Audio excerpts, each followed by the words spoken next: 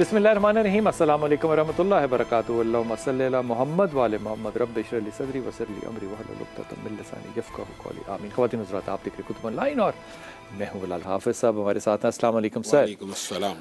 हुज़ूर, लोगों की पुरजोश फरमाइश पे आपसे ये सवाल पूछ रहा हूँ। लोग कहते हैं कि जनाब ये जो आप लोगों को कहते हैं कि ये फ़तवा है, ये किताब है फ़तवों की, फ़लाना है, तो ये किताबें भी फ़तवों की छपी हुई हैं, तो ये फ़तवा होता क्या है, इसको क्या कहते हैं, क्यों होता है? बुनियादी तौर पे फ़िक़्हुल वाक़े के मुताबिक यानी इलाकाई रस्म व रिवाज और उस इलाके की असल सूरत हाल को मद्देनज़र रखते हुए जब कोई आलम, कोई फ़क़ीह, कोई मुफ्ती हालात वाक़यात के तनादुर में उस असरी अलूम को हम आहंग करते हुए मुआशरे के सोच फ़िक्र रुझान के मुताबिक शरीयत को कन्वर्ट करते हुए, कन्वर्ट से मुराद तब्दील करते हुए नहीं, यानी उसको एक चैनलाइज करते हुए उसके शैडो में कोई जदीद जो मसाइल होते हैं उनका फैसला सुनाता है। तो बुनियादी तौर पे इसको फतवा कहते हैं। और फतवे की ज़रूरत बिलाल भाई बुनियादी तौर पे पेश तब आती है जिन मामलात में कुरान और हदीस की वादे नसूस मौजूद ना हो।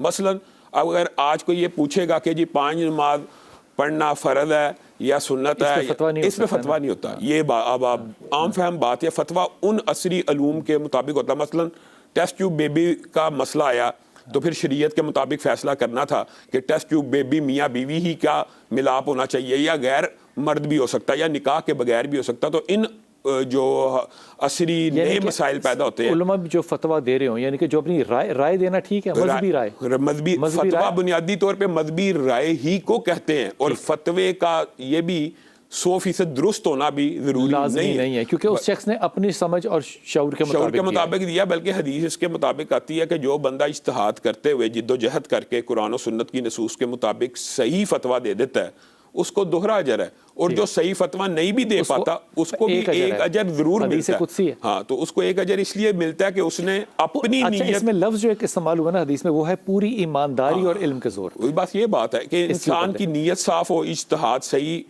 तरह इसका मतलब जैसे कि आपने टेस्ट ट्यूब का या IVF का एग्जाम्पल दिया कि अगर आलिम को इस चीज़ का इल्म ना हो तो फिर उसका फतवा जो है वो मायूब भी हो सकता है, गलत भी हो सकता है। कई फतवे 100% गलत होते हैं जो खिलाफ शरीयत होते हैं। मसलन टेस्ट ट्यूब के बेबीज़ के अंदर ही आपको पता है कुछ उलमा ने ये फतवा दे दिया कि अगर जो मनकूहा ना भी हो, जिससे निकाह नहीं भी हुआ, वो भी डोनेट कर सकता है स्पर्म वगैरह। तो ये फतवा खिलाफ शरीयत है, क्योंकि रसूलुल्लाह सल्लल्लाहु अलैहि वसल्लम ने फरमाया था औरत को गैर मर्द का पानी कभी भी शराब ना करे। गोया इससे मुराद ये है कि ये कभी भी नहीं हो सकता कि गैर मर्द जो यानी जो जिसके साथ निकाह नहीं है वो स्पर्म डोनेट करे। जो अगला तसव्वुर है जो सरोगेसी का मिसाल के तौर पे, बिल्कुल वो तसव्वुर है, उसी पे भी यही गुफ्तगू आएगी। तो ये जो लोगों ने मुख्तलिफ लोगों ने अपने फतवों की किताबें लिखी हुई हैं, इनके अंदर एक ही मौजू पे मुख्तलिफ फतवे भी हो सकते हैं। बिलाल भाई ये मुख्तलिफ होते हैं। मसलन मैं आपको बताता हूँ, अब आपने ये कल्चर देखा होगा अरब ममालिक का। वहाँ पे जब वो सवाल करेंगे लोग कि यहाँ पे कोई बादशाह के खिलाफ इलेक्शन लड़े या खड़ा हो, वहाँ के जो असर और उसके जो मुआशरती कवानीन या असूल, वहाँ पे फतवा यही होगा कि बादशाह के खिलाफ बगावत नहीं हो सकती। समझे ना, क्योंकि वो उनके मुआशरे के मुताबिक है। अब हमारे यहाँ पे अगर कोई ये पूछे जालिम हुक्मरान आ जाए तो उलमा उसके हक में फतवा देंगे? नहीं, बात बगावत से मुराद होता है कि कोई भी ऐसा हाकिम जिसके होते हुए इस्लामी शरी कवानीन लागू हो और इंसान को अपनी तमाम मजहबी इबादत की अदायगी में कोई भी किसी भी किस्म की रोक टोक ना हो, तो उस हुक्मरान के खिलाफ तलवार नहीं ख्यालों में इजाजत होती है। मैं यही कह रहा हूँ, मैं आपको एक फ़िक़्हुल वाक़े की बात बता रहा हूँ। अब अगर पाकिस्तान के अंदर ये फतवा कोई ले, आपको पता है ना उस तरफ की दुनिया से डॉक्टर इसरार साहब को निकाला गया था। बहुत से उलमा इकराम को ख्यालों की वजह से निकाला गया था, इबादत की वजह से निकाला जाता है। मैं यही बात बता रहा हूँ। अब वहाँ के उलमा का ये फतवा होगा कि ठीक है बगावत नहीं होनी चाहिए, लेकिन यहाँ पे अगर कोई के हुक्मरान के खिलाफ बात नहीं हो सकती तो यहाँ पे उसने फ़िकी असर यानी फ़िक़्हुल वाक़े का लिहाज नहीं रखा। यहाँ हज़रत उमर ख़त्ताब की चादरों की मिसाल दी। नहीं, आप ये देखें पाकिस्तान के आइन और कानून में अपोजिशन लीडर सबसे बड़ा ओहदा है वज़ीर आज़म के बाद। अपोजिशन लीडर सबसे बड़ा ओहदा वज़ीर आज़म के बाद, यानी वज़ीर आज़म कहता है मेरे पे तनकीद करो।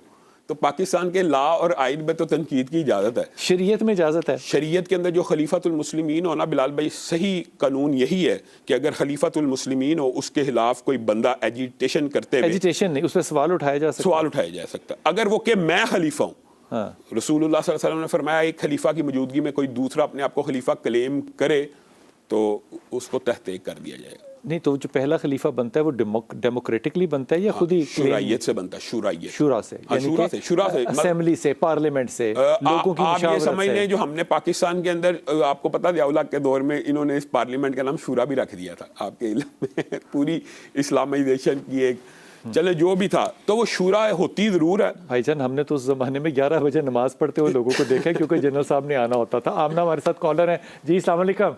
अंकल मेरे भाई की शादी को 4 साल हो गए हैं। 5 साल हो गए हैं? हाँ जी। अच्छा माशाल्लाह। भाई का नाम रखा था?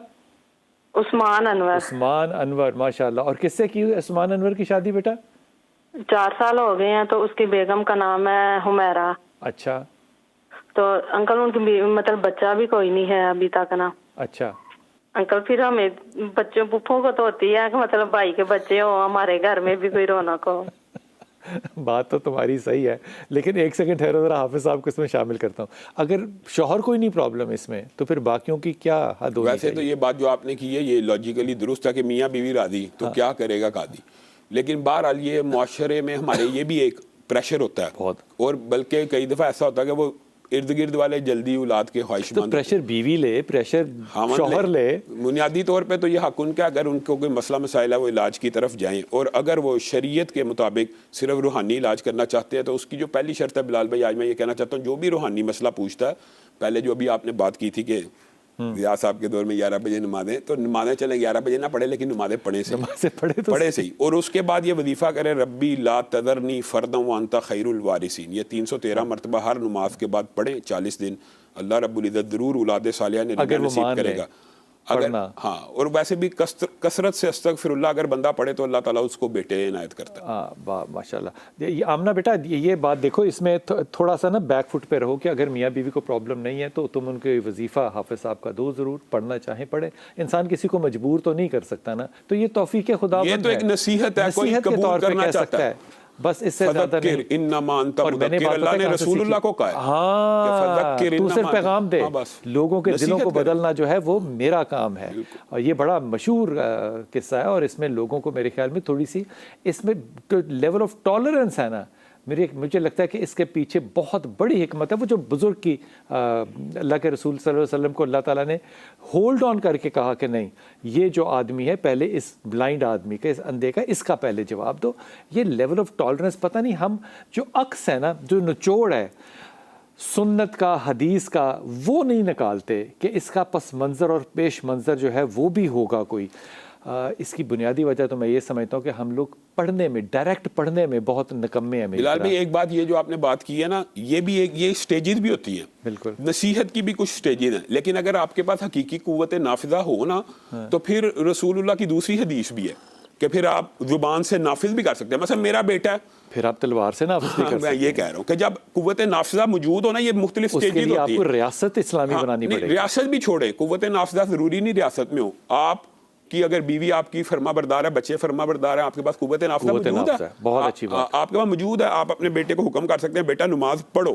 अब तबलीग की स्टेज कई मरतबा तबलीग करनी चाहिए, बेटे को समझाना चाहिए, लेकिन एक कुव्वत नाफिजा जब आपके पास आ गई, अगर वो नहीं समझ रहा तो आप उसको जबरदस्ती मस्जिद भेज सकते हैं। बच्चों पे कुव्वत नाफिजा हो सकती है, बेगम पे होना जरा थोड़ी सी ज्यादा नहीं बात हो गई।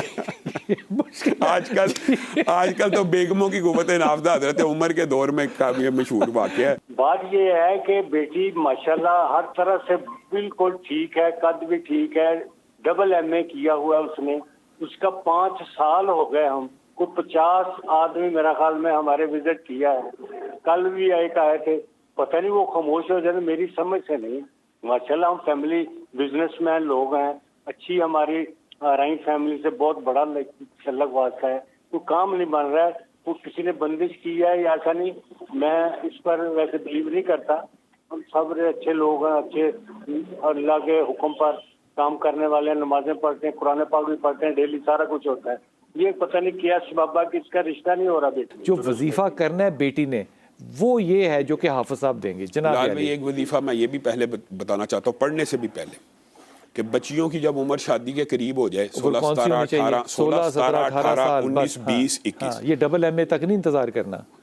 ये बात आपने दुरुस्त की है, बल्कि इसी एज के अंदर अगर आप रिश्ता देखेंगे तो अल्लाह के फजलो करम से इस उम्र में रिश्ते आएंगे भी बेशक। और आपको पता है ये एक खास एज होती है कि जिसके अंदर अट्रैक्शन भी होती है और जिसके अंदर एक खास जाज़बियत भी होती है, यानी लोग रिश्ता कबूल भी कर लेते हैं। उस उम्र में रिश्ता करना चाहिए, ये सबके लिए। पढ़ाई होती रहेगी, साथ होती रहेगी, शादी के बाद भी हो सकती है। क्यों नहीं हो सकती? तो होता ही है कि इंसान ना वेट करते रहते हैं वालिदैन के जनाब करैक्टर, तो कई मरतबा ऐसा होता है कि जनाब इसका कैरियर बन जाए, कैरियर बनाते बनाते बच्चों के करैक्टरों का जनाजा निकल जाता है, कैरियर बनने में उम्र बीत जाती है। तो आप ये ज़रूर सब सामीन के लिए कि जो एजेस जब शुरू हो जाएं 16, 17, 18, 19, 20, 21 तक हर सूरत रिश्ता करें और उसके बाद जब आप लेट हो जाते हैं तो आपने बहुत से अच्छे रिश्तों को रिजेक्ट कर दिया होता है। जहाँ तक पढ़ाई का ताल्लुक है, जो रिश्तों के लिए बहुत ज़्यादा मौसर दुआ है वो रब्बी इन्नी लिमा अनज़लता इलैया मिन खैरिन फ़कीर, सूरत कसस है, आयत नंबर 24 है। हज़रत मूसा की दुआ है,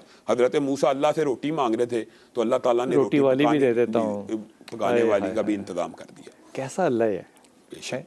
और आप ये बात बताएं, ये निकाह कितनी अजमत और बरकत की बात, अल्लाह ताला इस बहन का रिश्ता जल्दी करवाए। इसमें अजमत और बरकत भी है कि एक नबी एक बीवी को महर दे रहा है, कितना?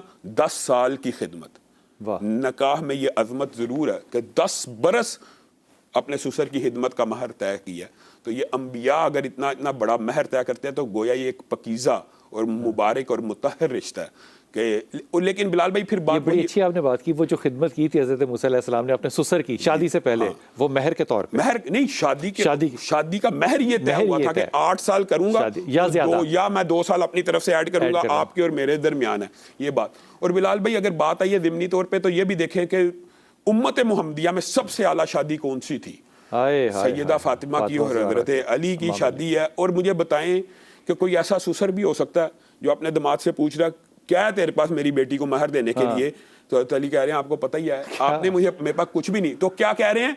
वो जो मैंने तुझे ज़िरा दी थी, यानी ज़िरा भी किसने दिया? रसूलुल्लाह ने। और कह रहे हैं वो जो ज़िरा मैंने दी थी उसको बेच के महर दे दे। तो हज़रत अली जब बाहर निकले और उन्होंने खुद कहा कि मेरी ज़िरा 4 दिरहम से ज़्यादा ना थी। तो बाहर उस्मान ने देखा कि ये ज़िरा बेचने निकल रहा है, तो उस्मान ने उसका 400 दिरहम रेट लगाया और खरीदने के बाद कहते हैं अली ये ज़िरा भी तुझे तोहफा ले।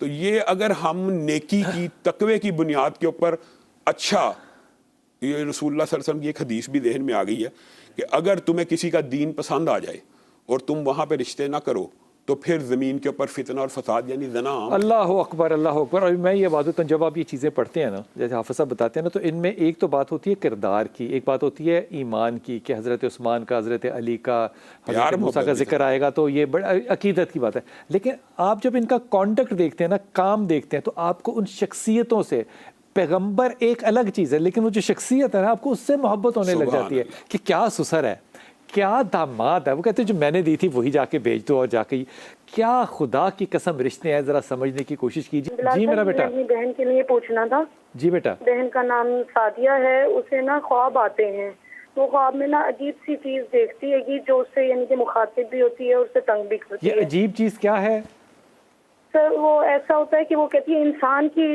इनके हुलिये में नहीं होती, एक अजीब सा जैसे जानवर नुमा कोई चीज है जो मुझसे मुखातिब होती है, मुझे तंग करती है। ठीक, तंग क्या करती है? मतलब बातें करती है?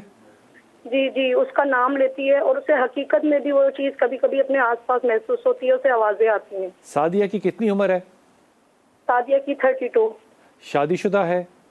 नहीं सर, उसका भी रिश्ता आया। मैं ये भी पूछना चाह रही थी कि उसका नाम लड़के का है साबिर, तो ये उसके लिए कैसा रहेगा, ठीक रहेगा रिश्ता? 32 साल की उम्र में, मुझे ईमानदारी से बताना तो मेरी बेटी, 32 साल लड़की की उम्र हो तो उसको चॉइसेस कितनी होती हैं?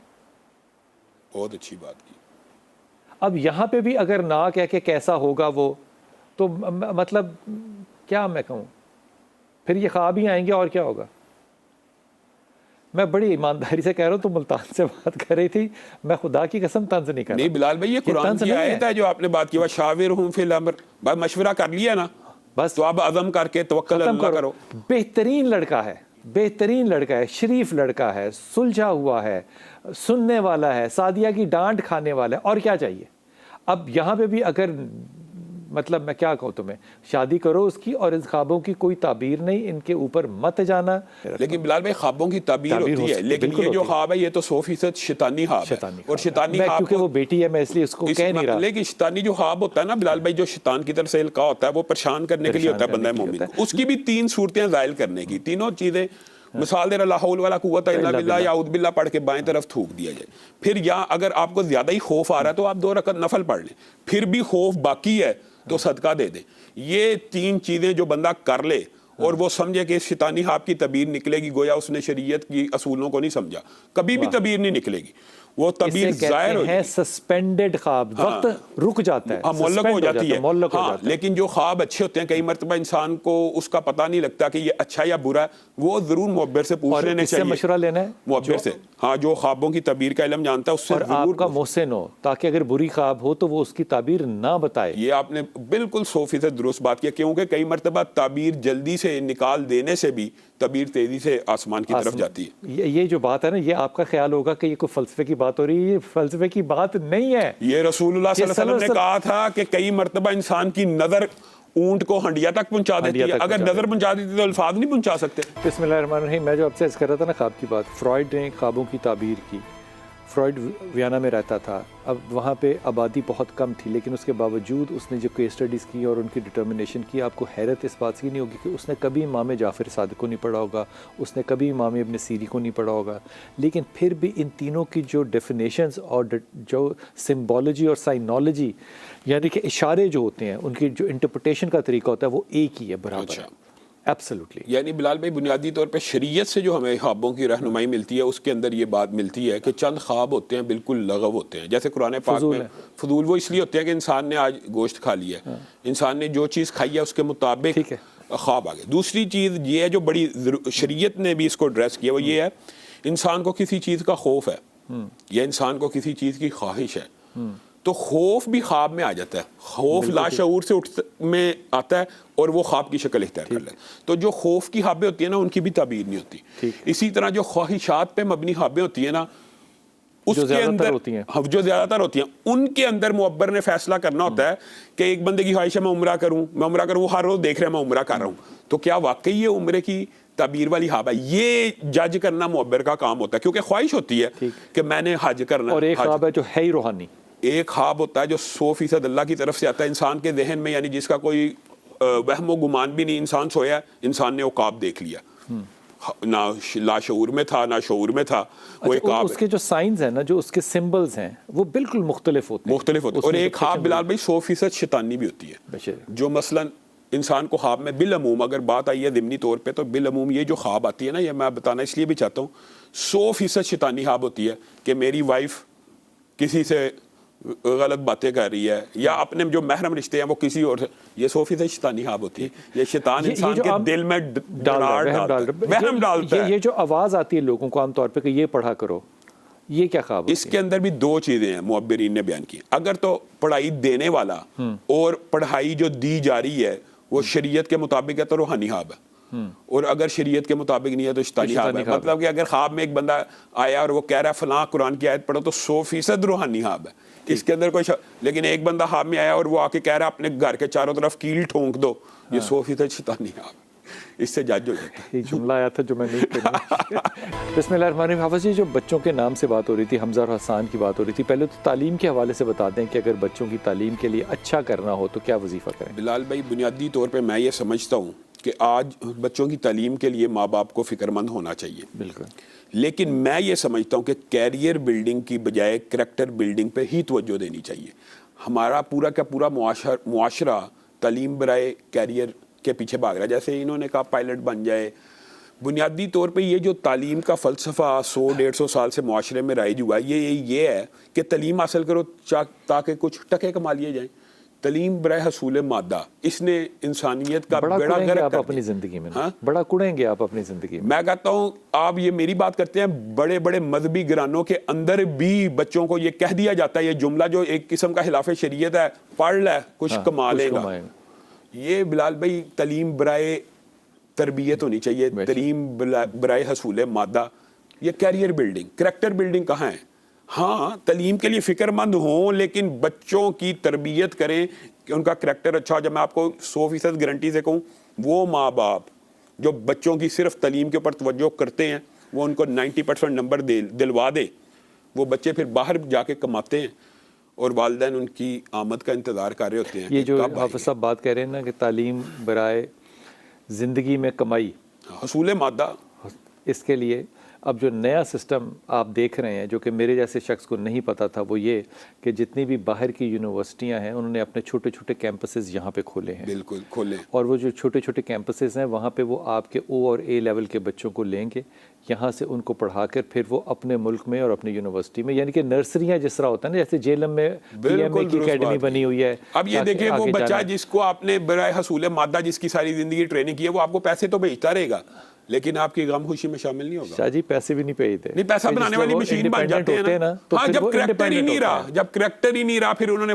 देखे। लेकिन अगर एक पढ़ा लिखा बच्चा साथ करैक्टर अच्छा हो, यकीन करें माँ बाप को कभी भी तनहा नहीं छोड़ेगा। खुदा अंकल, मेरा नाम सादिया है, मेरे लिए एक रिश्ता है, उसका नाम है सजील अवान और क्या नाम है? का नाम है सजील अवान। कदीर सजील SAJEEL सजील। शजील अच्छा लड़का है, शरारती है, ठीक है। और उनकी वाला का नाम रात है और ये उसकी दूसरी शादी है, तो आपके लिए रहनुमाई चाहिए थी। पहले तो तुम जरा शादी के बाद ना आहिस्ता बोलना शुरू करना। जी जी, ये हो सकता है जी जी। फिर शौहर को समझ ही ना आए कि क्या कह रही हो तुम। आहिस्ता, तहम्मुल के साथ, ये समझ में आती है ना बात? जी जी जी। He is a good boy. अब सूरत हाल ये होती है कि जब इंसान मशवरा दे रहा होता है ना, तो मशवरा दोनों तरफ से होता है। मिसाल के तौर पे जब लड़का पूछता है तो आपका क्या मशवरा होगा, जब लड़की पूछे तो आपका क्या मशवरा होगा। He is a good boy, शरीफ आदमी है, ठीक है, लेकिन क्या तुम उसके साथ ठीक अखलाक में इज़्ज़तदारी के साथ रह सकती हो? ये सवाल है, ये सवाल तुम पे है। इसलिए ये जो मामला है इस पे थोड़ा सा इन्वेस्टिगेट बस ये कर लो कि उसकी दूसरी शादी क्यों है, ये पहली बीवी कहाँ है उसकी? वो कहते हैं उनको कोई दिल का मसला था, उसको को नहीं हो सका उनका ना। क्या मसला था? लड़की को दिल का कोई मसला था, हार्ट पेशेंट थी वो, उसकी ओपन हार्ट सर्जरी होनी थी, उस वजह से उसको रिफ्यूज कर दिया था। मेरी तरफ से बालातर है बात कि आप ये सारी इंक्वायरी जो है ये आपने करनी होती शादी से पहले। आप हाँ या ना करें, लेकिन जब आपने शादी कर ली तो वो औरत आपकी जिम्मेदारी है। जिंदगी, सेहत, बीमारी सब आपकी जिम्मेदारी है, आपने शेयर करना है। मैं इस बात को बड़ा हल्का समझता हूँ और मेरे ख्याल में उसके वालिदैन का भी ये फैसला जो था वो बड़ा निकम्मा था। यहाँ पे मेरा क्वेश्चन मार्क है बहुत बड़ा कि अगर ये किरदार ना मर्द में हो तो मर्द का है, फिर तो गैर जिम्मेदारी है। शादी और निकाह की जो बुनियाद होती है वो लाइफ टाइम निभाह की होती है, वो ना हो अलग बात, वो अलग बात है, वो अलग बात। लेकिन अगर निकाह की नीयत ही है, अगर पसंद आ जाए तो कल को खुदा ना खास्ता तुम्हें डायबिटीज हो गई, फिर क्या करेगा वो? अंकल वो कहते हैं कि वो जो इनके घर वाले थे वो सर्जरी करवाना चाह रहे थे, लेकिन जो लड़की के पेरेंट्स हैं उन्होंने फिर मना करवा दिया था और फिर इस वजह से उनका उन्होंने ब्रेकअप कर लिया था। नहीं देखो, मैं इस बात को भी निकम्मी बात समझता हूँ। शादी के बाद वो जिम्मेदारी इसकी है, उसके घर वालों की नहीं है। वो कौन होते हैं कहने वाले कि हमने नहीं करवाना या करवाना है? ये जिम्मेदार आदमी है, इसको करना चाहिए। अगर ये मुझे, हालांकि मैं समझता हूँ कि वो अच्छा बच्चा है, लेकिन मुझे बात बिल्कुल समझ में नहीं आई कि वो अपनी जिम्मेदारी को अपने इन लॉज पे क्यों डाल रहा है। बिल्कुल ये बात ठीक नहीं। बिलाल भाई, बुनियादी तौर पे जो निकाह का जो फलसफा है और जो आप कह लें कि जो मगरब का फलसफा, उसमें बुनियादी तौर पे शरीयत का यही फर्क है। निकाह के अंदर जिम्मेदारी है बीवी ताहयात, लेकिन मगरब में गर्लफ्रेंड ताहयात जिम्मेदारी नहीं है। हुजूर अक़दस, मैं मेरी प्यारी बच्ची, मैं इस बारे में तुम्हें वार्न करूंगा कि तुम थोड़ा सा बैकफुट पे जाके खेलो। ये मामला ठीक नहीं है। हालांकि मैंने तुम्हें कहा कि ही इज़ अ गुड बॉय, लेकिन ये जिम्मेदारी अगर एक मर्द के अंदर ना हो तो एज अ वुमेन तुम्हें बहुत ही केयरफुल रहना पड़ेगा। इंशाअल्लाह कल होगी आपसे मुलाकात। अस्सलाम वालेकुम व रहमतुल्लाहि व बरकातहू।